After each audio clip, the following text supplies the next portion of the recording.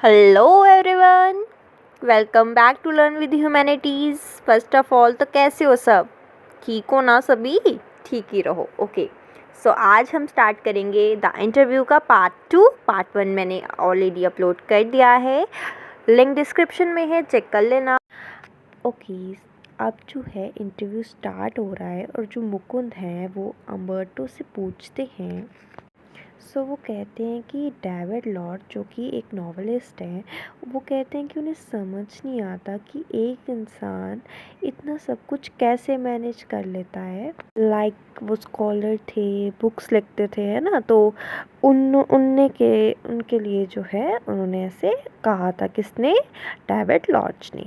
तो अब अम्बर्टो इसका आंसर देते हुए बोलते हैं कि लोगों को लगता है कि मैं बहुत सारे काम कर रहा हूँ, बट एक्चुअल में मैं एक ही चीज़ कर रहा होता हूँ। तो इस पे मुकुंद जो है वो पूछते हैं कि वो क्या, विच इज़। तो इस पे अम्बर्टो जो है वो कहते हैं, इस पे ये मुश्किल है थोड़ा समझाना। जैसे मेरे कुछ फ़िलॉसफिक इंटरेस्ट है, मैं उसी को जो है परस्यू करता हूँ और अपने नॉवेल्स में दिखाता हूँ। और जब मैं चिल्ड्रन की बुक्स लिख रहा होता हूँ तो उस पर भी मैं नॉन वायलेंस की चीज़ें लिखता हूँ। और घूम फिर कर जो है मैं अपनी फ़िलॉसफीज़ को जो है अलग अलग में ऐसे मतलब रिप्रेजेंट या दिखाता हूँ, ठीक है। उसके बाद वो कहते हैं कि मेरे पास एक सीक्रेट है जिसकी वजह से मैं ये सारे काम करता हूँ। और फिर वो कहते हैं कि अगर तुम पूरे यूनिवर्स से जो है एम्प्टी स्पेसेस खाली कर दो और एटम से भी सारे स्पेसेस खाली कर दो, तो फिर जो ये पूरा यूनिवर्स है ना, ये तुम्हारे फेस जितना बड़ा हो जाएगा। तो वैसे ही हमारी जो लाइफ है उसमें भी बहुत सारी एम्प्टी स्पेसेस हैं जिसे मैं यूज़ करता हूँ और जिसका नाम मैंने रखा है इंटरस्टिक्स। जैसे कि वो यहाँ पर कहते हैं कि अगर तुम मेरे घर पे आ रहे होगे तो जो मेरा अपार्टमेंट होगा वो 3rd फ्लोर पे होगा, और जब तक तुम जो है ग्राउंड फ्लोर से 3rd फ्लोर तक पहुँचोगे तब तक मैंने जो है एक नॉवल लिख लिया होगा। और ऐसे ही जो है मैं अपनी लाइफ के एम्प्टी स्पेसेस को ऑक्यूपाई करता हूँ। उसके बाद मुकुंद उनसे पूछते हैं कि नॉर्मली जो वर्क होते हैं, जो रिसर्च वर्क्स होते हैं, जो नॉवेल्स होते हैं, वो बहुत ही ज़्यादा जो है बोरिंग होते हैं। बट जो आपके नॉन फिक्शनल होते हैं उसमें एक पर्सनल टच दिखता है जो काफ़ी इंटरेस्टिंग होता है, वो या फिर काफ़ी प्लेफुल लगते हैं। आपकी जो ये अप्रोच है, क्या आप इसे ऐसे ही बचपन से लिखते आ रहे हैं या फिर ये आपका गॉड गिफ्टेड टैलेंट है आप में? जिस पे एको कहते आए हैं कि जब उन्होंने पहली बार अपने वर्क को अपने प्रोफेशन के सामने रखा, प्रेजेंट किया था, तो उन्होंने कहा था कि जो नॉर्मली जो हैं रिसर्चर होते हैं वो नॉर्मली पहले एज्यूम करते हैं और रिसर्च करते हैं। वो एज्यूम करते हैं, रिसर्च करते हैं, फिर उसके बाद एक कंक्लूजन पे आते हैं, देन अपनी स्टोरी लिखते हैं। बट जो ये एको थे ना, ये अपनी स्टोरी जो मतलब ये पूरी एक स्टोरी की फॉर्म में लिखते थे। अपनी ट्रायल्स और एरर्स को एक करके स्टोरी के फॉर्म में लिखते थे। इसलिए जो उनके रिसर्च वर्क थे ना, वो उनके प्रोफेसर को जो है बहुत डिफरेंट लगते थे। एंड उन्होंने उनका एक बुक पब्लिश भी करवाया था। और उनके जो प्रोफेसर थे ना, वो एको को बहुत अप्रिशिएट भी करते थे। इसलिए एट द एज ऑफ 22 उन्हें समझ आ गया था कि उन्हें इसी मतलब जिस रास्ते पे वो चल रहे हैं उन्हें इसी रास्ते पर आगे बढ़ना चाहिए। तो उन्हें समझ आ गया था कि जितने भी मैं रिसर्च वर्क कर रहा हूँ, मतलब मुझे इसी टाइप में जो है स्टोरीज आगे लिखनी चाहिए और उसमें ऐसा ही एक नरेटिव एक्सपेक्ट होना चाहिए।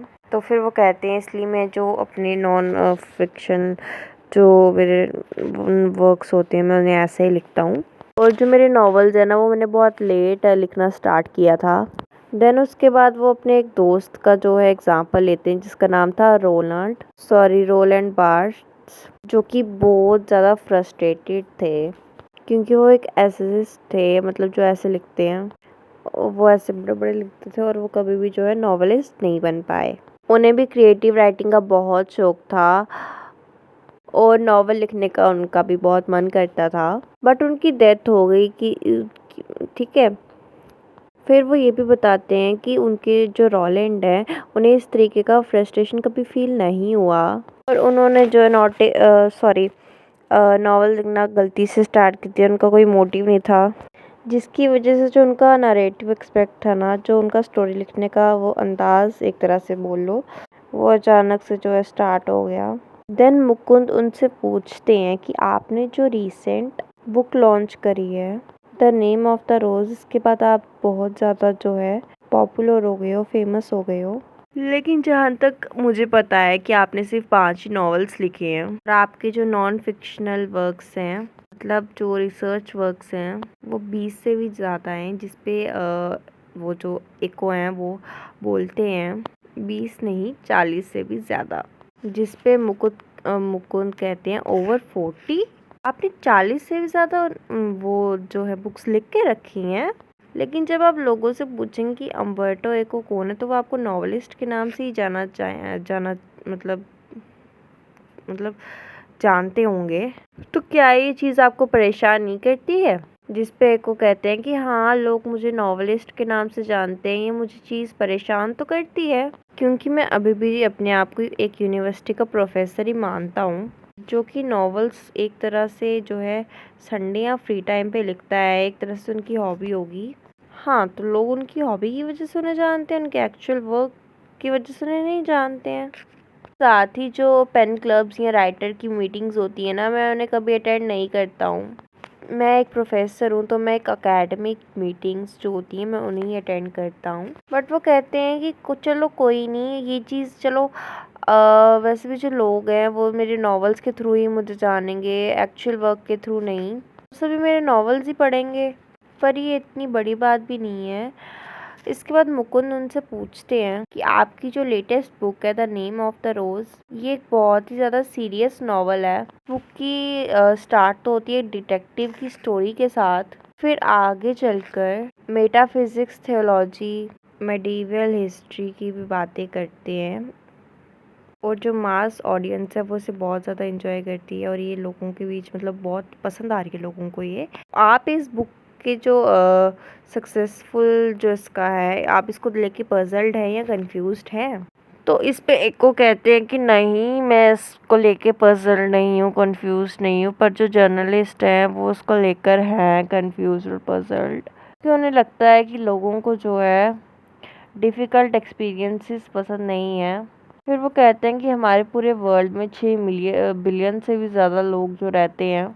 तो आपने देखा कि मेरे बुक्स को जो है 10 मिलियन लोगों ने ही ख़रीदा है, जो कि पूरे वर्ल्ड का ही जो मतलब स्मॉल परसेंटेज पूरे वर्ल्ड की उसको कवर करती है, स्मॉल पार्ट ऑफ रीडर्स को कवर करती है। और ये उन्हीं लोगों का जो है मतलब उन्होंने ख़रीदी है जिनको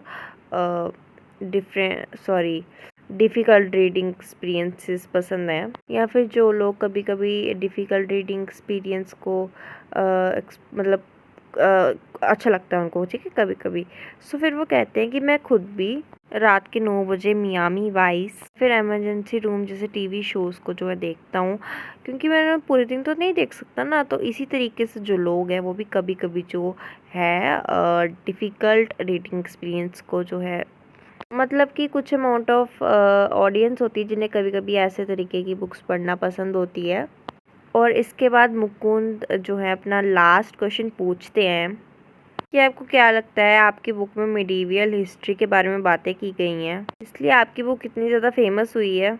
इस पे एक को कहते हैं मुझे इतना तो नहीं पता है। फिर वो एक इंसिडेंट बताते हैं। इसमें एक अमेरिकन पब्लिशर ने कहा था कि यहाँ के लोग हिस्ट्री के बारे में इतना ज़्यादा नहीं पढ़ते हैं, और जो अमेरिकन पब्लिशर थी ना, उन्हें मेरा बुक बहुत ज़्यादा पसंद आया था, बट उन्होंने कहा था कि इस बुक का 3000 कॉपी से ज़्यादा नहीं बिकने वाली है ये, क्योंकि हमारे यहाँ तो कैथेड्रल और लैटिन स्टडीज़ तो पढ़ते ही नहीं है लोग। जिस पे वो कहते हैं कि मैंने सिर्फ 3000 कॉपीज़ ही रखी थी कि मैं अमेरिका में वो सेल कर सकूं, but in the end America में जो है 2 से 3 मिलियन कॉपी जो है इसकी सेल हुई अमेरिका में। इसलिए वो कहते हैं कि ज़रूरी नहीं है कि मेडिवल हिस्ट्री के कारण ही जो है उनकी बुक फेमस हुई है। साथ ही वो कहते हैं कि बहुत से जो राइटर्स हैं उन्होंने भी मेडिवल हिस्ट्री पे लिखी है, बट क्या उनकी बुक इतनी पब्लिश हुई है? जो मेरी बुक ही पब्लिश हुई है, एक बहुत बड़ी एक मिस्ट्री है। फिर वो कहते हैं कि अगर इस बुक को मैंने 10 साल पहले या 10 साल बाद भी लिखा होता, तो ये जो है इतना ज़्यादा फेमस नहीं हुई होती। और ये बुक इस टाइम पे इतनी फेमस क्यों हुई, ये एक बहुत बड़ी मिस्ट्री है। ये एक बहुत मतलब मिस्ट्री है जो कोई भी सॉल्व नहीं कर सकता है। और ऐसे ही जो है ये इंटरव्यू ख़त्म हो जाता है और ये चैप्टर भी आपका कंप्लीट हो जाता है, ख़त्म हो जाता है। आई होप कि इसकी एक्सप्लेनेशन